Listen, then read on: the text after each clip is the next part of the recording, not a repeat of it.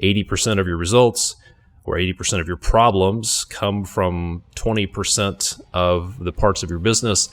I'm here to tell you 80% of your problems probably come from the handoff. And if you can nail the handoff, you will eliminate a lot of those problems. Hey guys, Todd here. And in this episode, we're going to talk about how to eliminate subcontractor chaos without finding new subs or doing all the work yourselves. We're going to talk about how the solution may not be out there. I hear a lot of talk about we need to find more subs, the skilled labor shortage issue, but I'm here to tell you that the solutions may not all be out there, so to speak. So we're going to talk about three things. There are a few myths and a thinking trap that you need to be aware of if you want to solve the subcontractor chaos in your operation. Or another way to say it is if you want to become the general contractor of choice in your market, here are some things you need to do. So first of all, let's talk about the problems. Over the past few weeks, I've spent some time with groups of builders. I hosted an event in Lexington, Kentucky with about 15 builders and remodelers. I spoke to a Builder 20 club in Cleveland, and there were about 20 builders there. And we spent a lot of time talking about what are the problems with trade partners. I prefer to call them trade partners, subcontractors, trade partners. And here are some of the problems, some of the most common ones that I've heard. There just aren't enough. There aren't any good subs out there. They're not available. Their communication's not great. Their scheduling isn't good. They're not able to schedule in advance. Quality's not great.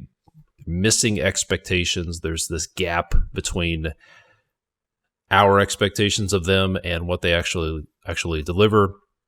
Customer interaction is a problem. Jobs aren't complete.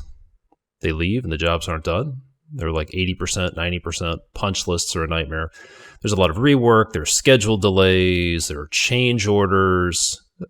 Lack of detail on their proposal. So a lot of problems, we'll call them problems, with trade partners out there. So here is one of the issues. One of the things that comes up is there's just a shortage of skilled labor. They just don't have enough people.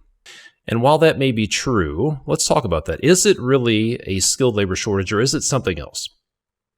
So I've spoken with I speak with a lot of construction business owners every week, and I've spoken with a lot who self-perform work, trade contractors who self-perform work.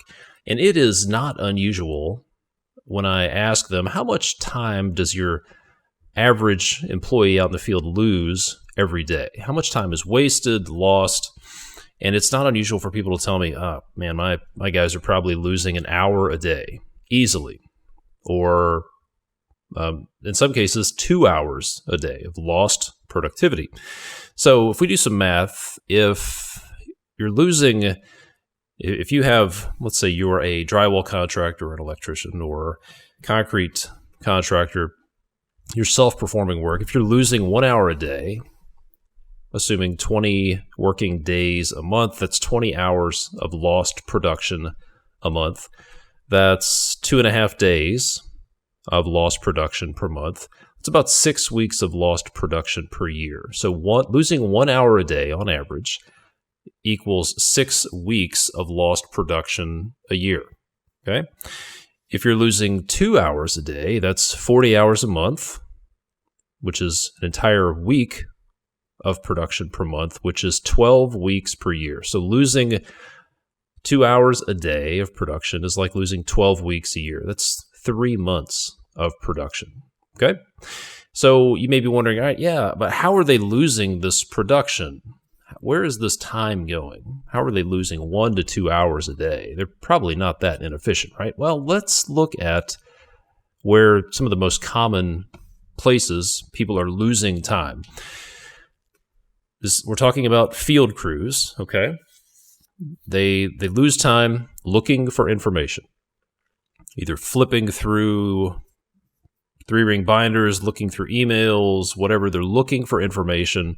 They're looking for material, trying to find missing parts and pieces or missing material, waiting, just waiting for information, waiting for material, waiting for approval, just waiting. Answering questions. If you have a revenue producing person on the job site, they should be putting work in place, and a lot of times they're spending time answering questions. Sometimes from their general contractor, directly from the client, just answering questions.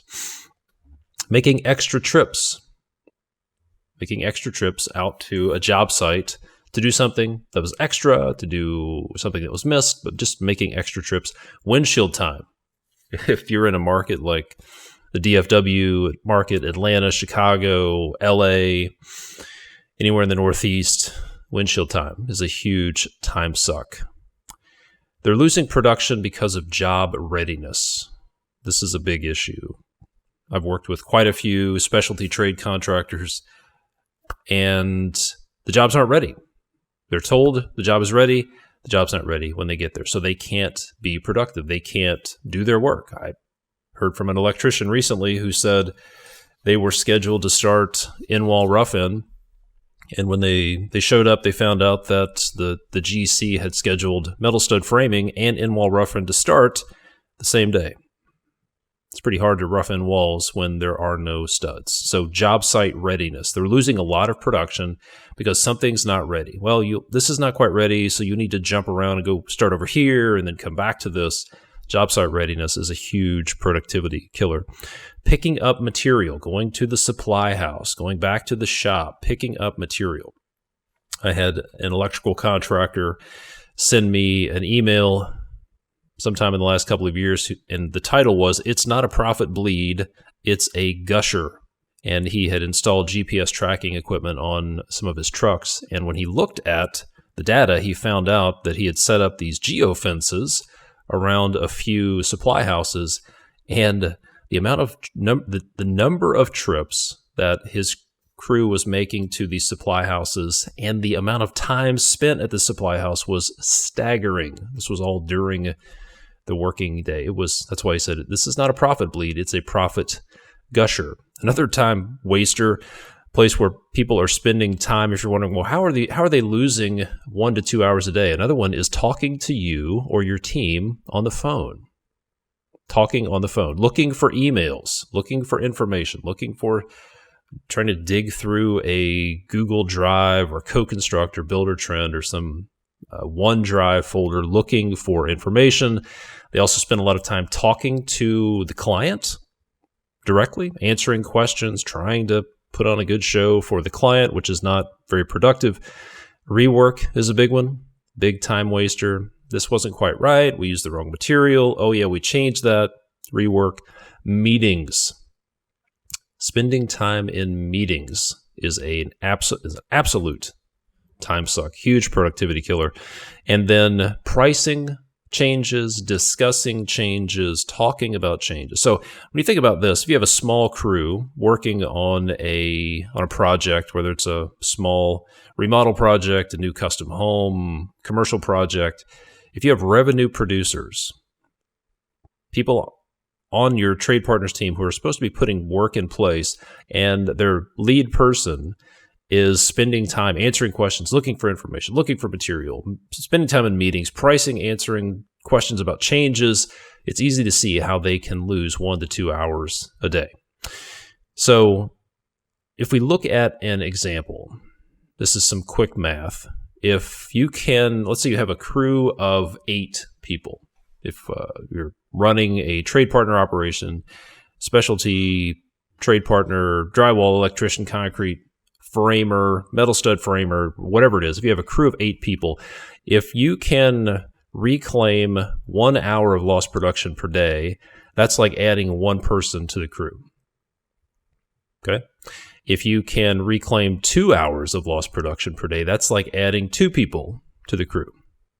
So if you look at this from a big picture, if you want to dig into this, go look up the there is a McKinsey study on construction productivity. Okay, look for the McKinsey study on construction productivity if you want to look at this on a macro level. And what it'll show you is that construction productivity is flat and has been flat, or in some cases declining, for quite a few years. Whereas other industries like manufacturing, the productivity is increasing. Construction productivity has been flat or declining for the past several years. So I'm here to tell you it's not just a skilled labor shortage, it's a productivity issue. We don't just have a skilled labor shortage, we have a productivity issue. In some cases, we have a productivity crisis. And how did this happen? Things weren't this bad 10 years ago. Well, things have changed, right? The proliferation of technology may not have helped with productivity. Because if the technology you're using is a hurdle to productivity, then you need to take a look at that. If your trade partners are struggling to find information in your technology system, in your software, then you need to take a look at that. If your team is getting in the way, if you're spending so much time calling them, asking them questions, asking for updates, then it could be a problem. So it's not just a skilled labor shortage. It's a productivity issue. So that's secret number one. It's very likely a productivity issue. Now, here's secret number two. You can positively impact their productivity. Or another way to say this is you may be the problem. You may be part of the problem, which is good news because if you're part of the problem, that means you could be part of the solution. So let's think about this. Why are they losing 1 to 2 hours a day? Job readiness. If it's a job readiness issue, who's responsible for that? Is that their responsibility to make sure the job is ready? If they're missing information, whose responsibility might that be? In some cases, they are responsible for the materials or providing information, or finding the information. But if they need information from you, then that's on you. A few other things: dealing with the wrong materials, talking to you and your team. If they're spending a lot of time answering questions and phone calls and text messages and emails throughout the day, then you have the opportunity to fix that. Dealing with changes late in the game. Customer changes that should have come up, things maybe you or your team missed that are resulting in a change during construction, that's a problem. Dealing with customers. If they're spending a lot of time doing customer interaction, meetings, rework because details got missed. Those are things that you can positively impact. So one pretty simple, pretty powerful tool to get to the root cause of a problem is the 5 whys method. So I would encourage you to spend some time thinking about what is the root cause of these productivity issues. And you may want to have this conversation with your team, with your trade partners, but ask, how much time are you losing each day? Step one. Ask them to estimate how much time they're losing. And then where are you losing this time to? And they'll tell you, is it meetings, looking for information, going to get materials, pricing changes, etc., customer interaction.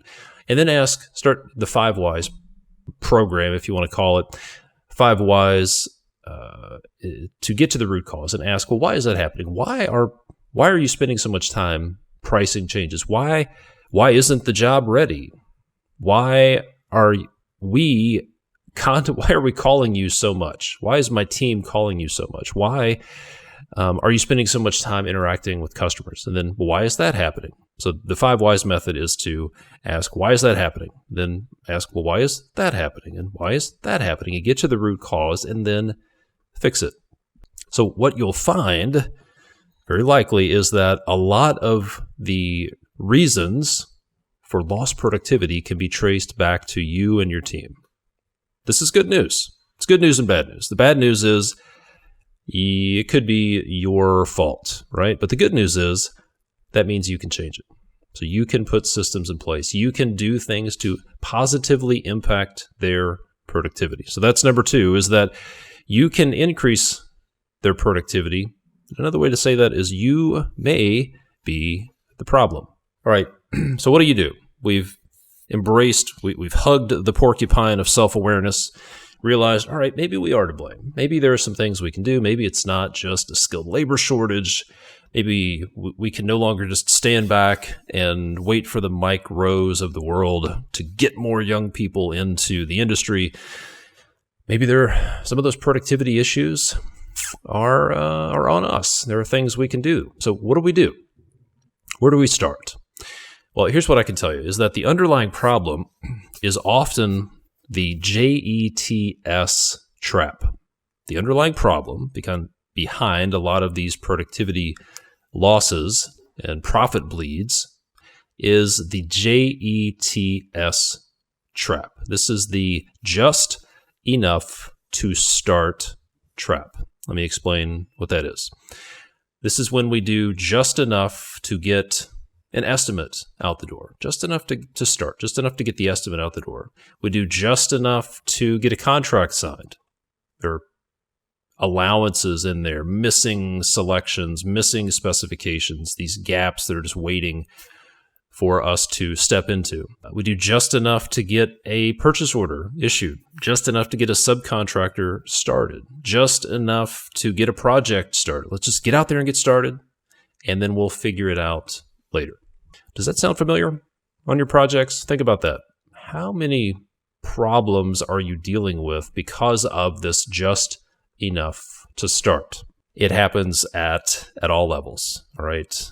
Small projects, big projects. One of the biggest projects where I saw this show up was on a $30 million office building.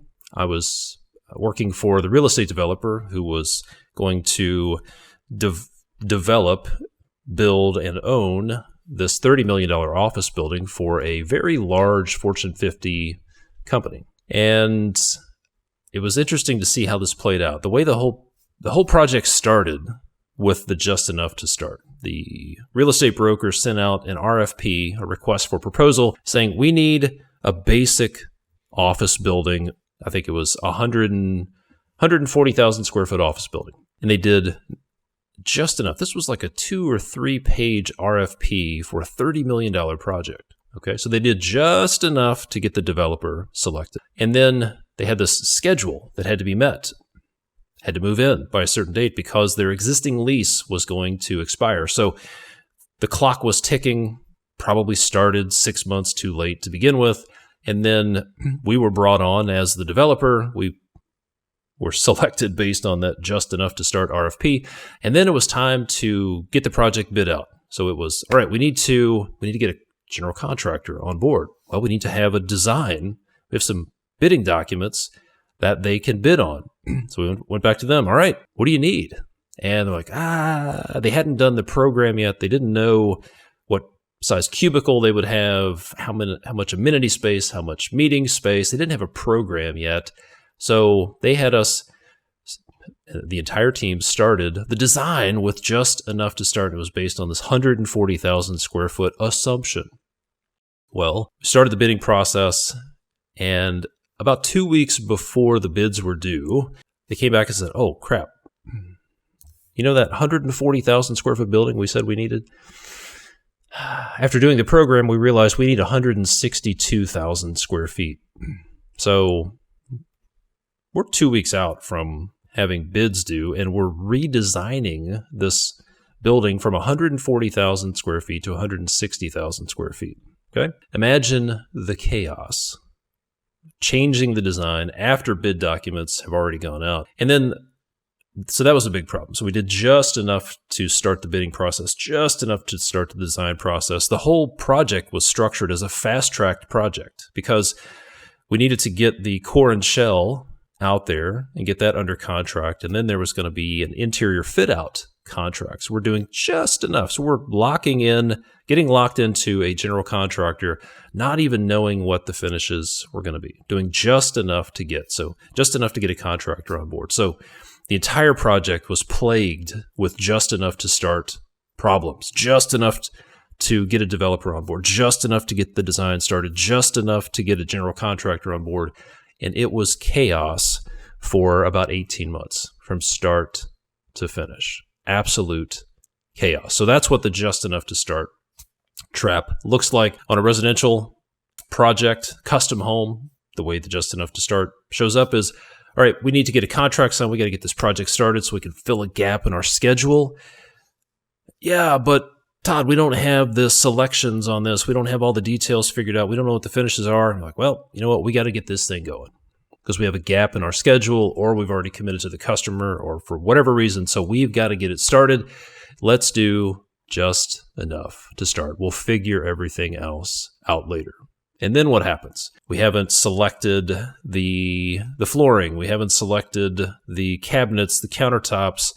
And then we start construction, and then we start making these selections after construction started, and that sets off this domino effect. Well, this countertop they selected, when they were selecting the countertop, it changed the cabinet design, which changes the electrical layout and changes the lighting, which is already roughed in. And oh crap, we've already drywalled it, so now we have to go change this. And it sets off this ripple effect of changes. So I'm here to tell you a lot of the chaos on your projects, a full 80% of the chaos on your projects can be traced back to the just enough to start trap. I interviewed Jerry McCahay a few years ago. He is the CEO of Integra, and they are a fully integrated off-site system. They build entire houses off-site, so wall panels, floor panels, roof panels. And he said one of the biggest problems is this statement, we'll figure it out in the field. Just get it going, we'll figure it out in the field. And in his world, you can't do that because everything's built in a factory. You have to program it in to a computer, and it's all built virtually before it's built in the real world. And that solves a lot of those problems. So how do you solve that? Well, you solve that by giving the field crew everything they need to finish instead of just enough to start. And you do that by doing what we call nailing the handoff. By nailing the handoff. The answer to the just enough to start trap is to nail the handoff. And you do that by giving them everything they need. That means you finish the planning, the design, before you start construction. You complete all the selections, all the specifications, all the details are finalized. Everything is final. There are no missing pieces. There are no gaps. There are no allowances. There are no to be determines or field verifies, or we'll figure that out later. You do it by nailing the handoff. Imagine your project as a relay race, right? If you've seen the 4x100 meter relay in the Olympics, the first person takes off with the baton, they pass it off to the second person, and they pass it off and they let go. They give that person everything they need to run their leg of the race. If a construction project were a relay race, then the first person would run along and then they would point the baton at the person running the second leg, and then they would sort of hang on to it. And the designer, the pre-construction person would sort of run along with them, and they might hand it back and forth and look at each other. Oh, I thought you had the baton. No, I thought you were carrying it. Where's the baton? Things are getting dropped, and they're stepping on each other's feet, and they're going really slow and unproductively. Then they get to the next person, to the superintendent on the job site, and they're not really sure what they're supposed to do. Nobody will give them everything they need. So you have this group of people running along, and there's no clear handoff, and it leads to all sorts of problems, like the starving horse syndrome, which is based on the old saying, the best way to starve a horse is to have two people feed it. So if two people are accountable for something, nobody is. The other option is you have what I call toe stepping, where people are stepping on each other's toes. Duplicate work, multiple people talking to trade partners, giving them often conflicting information, multiple people talking to the client, multiple people ordering materials. It just sets off this chaos because there's no clear handoff. So if you want to eliminate a lot of this chaos, then nail the handoff. Give your field crews everything they need to finish instead of just enough to start. So picture this scenario. Imagine that your trade partners have everything they need up front.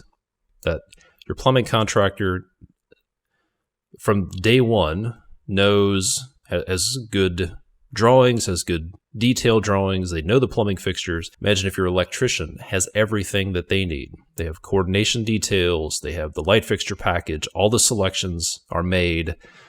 Cabinet details. They know where everything needs to be from day one. Imagine that it's all packaged up and available to them, easy to find, so they can go find that information on their own, and they don't have to ask questions and get information piecemeal.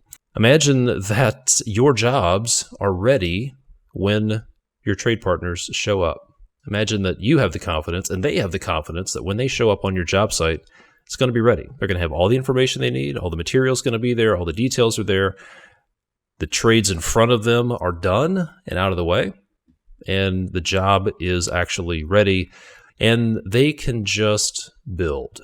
Imagine that they can just get into your job sites and build. They don't have to get up to speed. They don't have to ask a lot of questions. They don't have to decipher, guess, make lots of phone calls, send lots of RFIs. Imagine they had everything they need to finish from day one, and they can just get in there and build.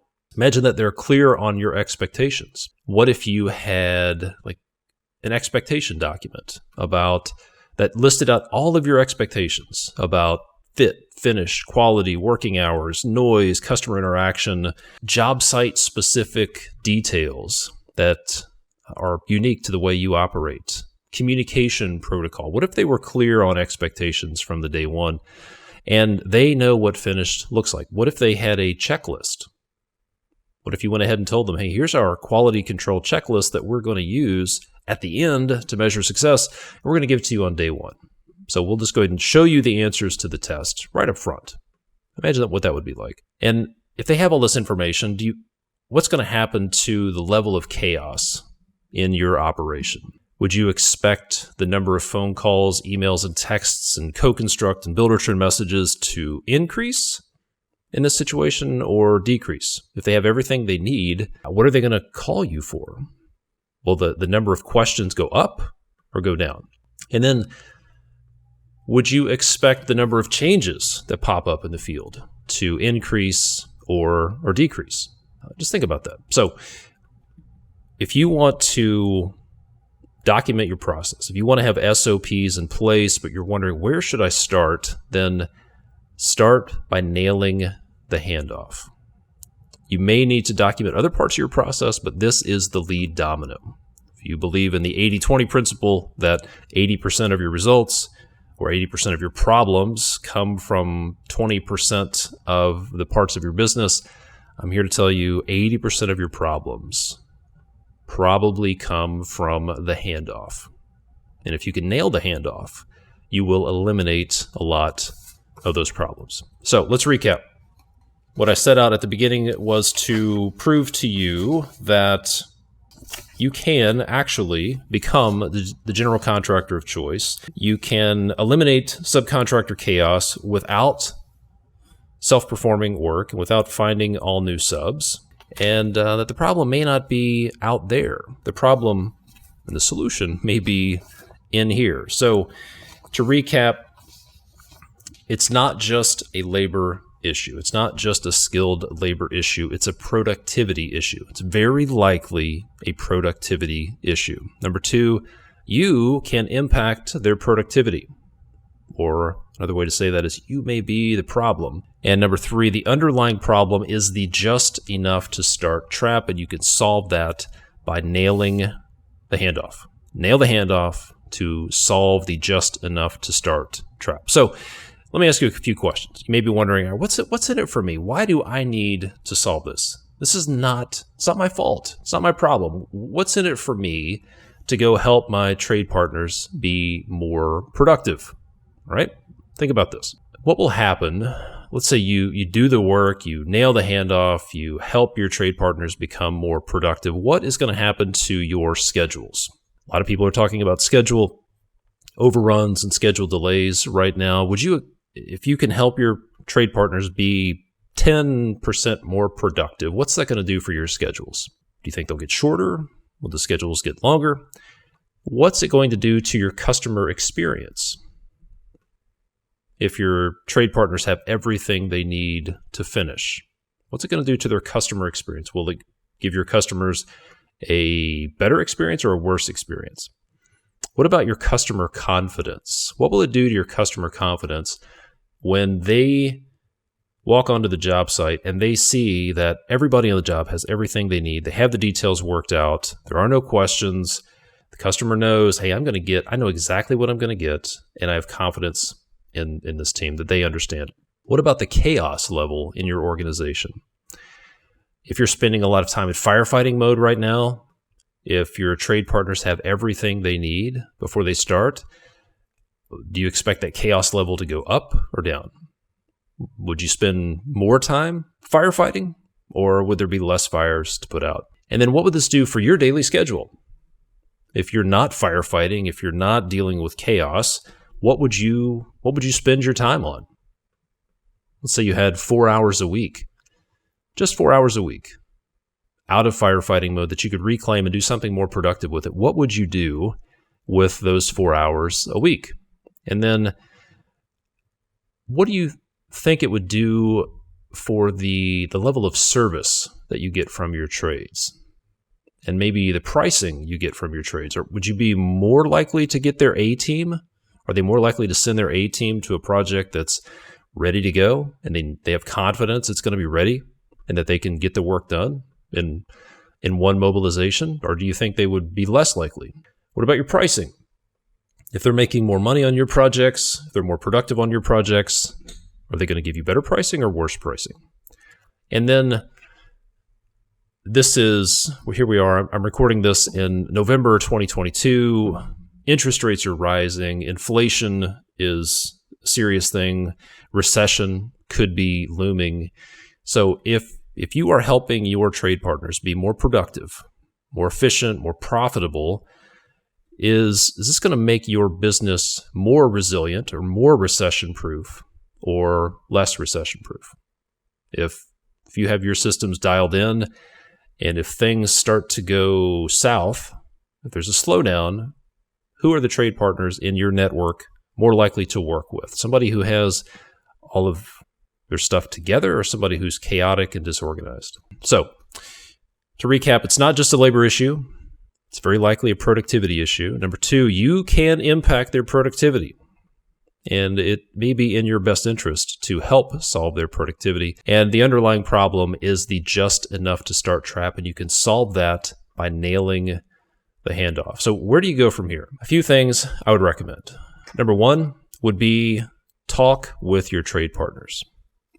Take them out for lunch, buy beers, take them out one by one, and ask them, hey, where are you losing time on our projects? Maybe another idea would be to get some of your key trade partners together and have a bit of a round table. Bring them into your office, buy them lunch, bring your framer, your MEP, FP trades in, and just have a conversation. The trades that are working together, not competing trades, but the trades who are working together, and ask them, hey, where are you losing time?